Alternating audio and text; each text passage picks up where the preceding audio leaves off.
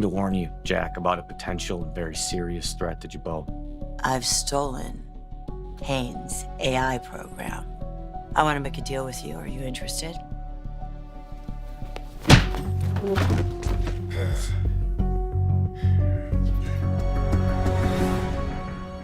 Radicalization, where users are gradually pushed toward more extreme versions of their starting positions because extremity fosters stronger engagement. We are no longer all looking at the same world through slightly different lenses. We are inhabiting entirely different informational universes, each with its own set of facts, its own heroes and villains, and its own version of events.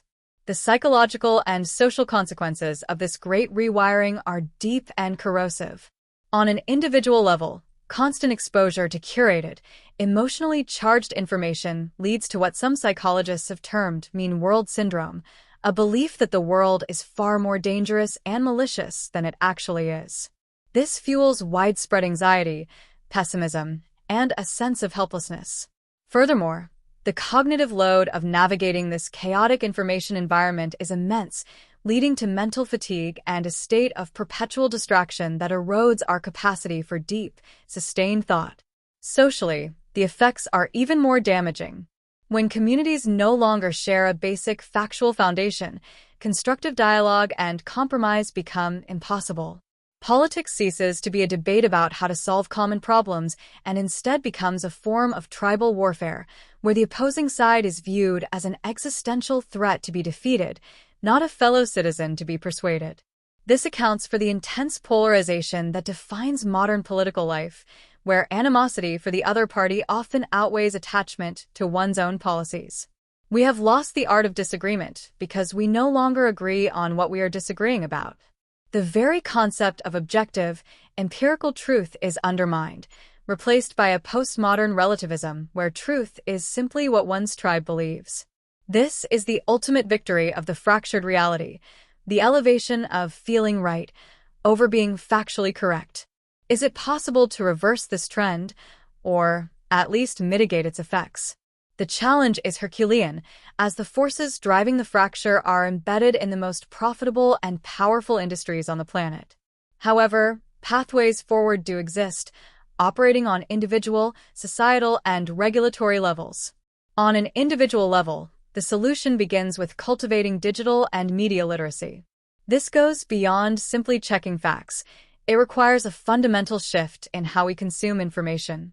We must learn to be active, skeptical consumers, asking critical questions about the sources of our information, the incentives behind its creation, and the emotional triggers it is designed to pull. We must consciously seek out perspectives that challenge our own, breaking out of our algorithmic echo chambers by directly visiting sources with different editorial slants. This is intellectually uncomfortable, but civically essential. We also need to reclaim our attention, using tools like website blockers and curated news feeds to consciously disengage from the attention economy's most manipulative aspects. On a societal level, educational institutions have a critical role to play in integrating advanced media literacy into their core curricula, teaching children from a young age how to navigate the digital world with critical thinking and emotional resilience. Ultimately, however, individual and educational efforts, while vital, are insufficient to counter systemic problems driven by trillion-dollar corporations. Meaningful change will require robust regulatory and legislative action. This could take several forms.